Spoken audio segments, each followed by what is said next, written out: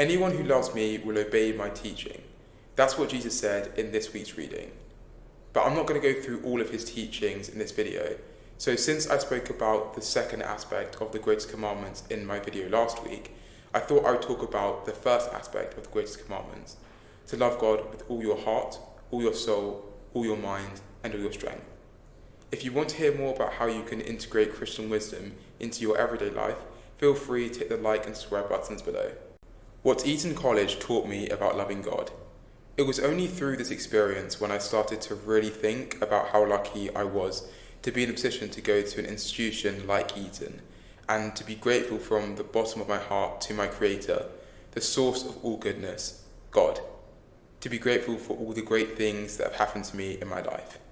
So this is my personal application of how I can love God with all my heart.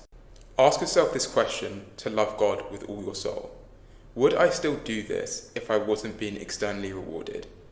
Loving God with your soul is about who you are internally, your identity. The reason why this question is so important is because without this, you can't separate whether you're doing something for external praise for others, or whether you're doing something to satisfy your internal soul, to please the Holy Spirit, to please God. You can't do good unless you know this first. You need to know what goodness actually is before you can do it.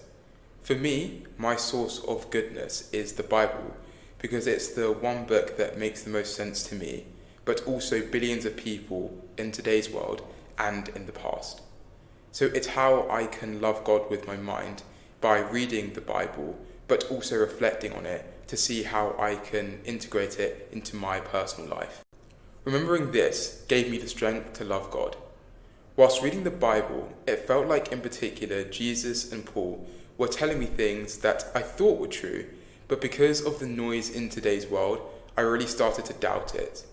I feel like they were both willing to suffer and even die just so I could hear these words and not be so lost. So I thought to myself, if they can do all of that for me, I can do my little part and lead others towards listening to their words and other words of wisdom in the Bible. This gives me the strength to continue loving God through my social media, even though sometimes I don't quite feel like it. How do you love God with all your heart, all your soul, all your mind, and all your strength? And do you think I've missed out anything which is particularly important? I'm always open to hearing about different perspectives, and I'd love to learn from all of you. So if you'd like to put anything in the comment section below, feel free to do so. Thank you as always for watching this video, and I hope to see you next time.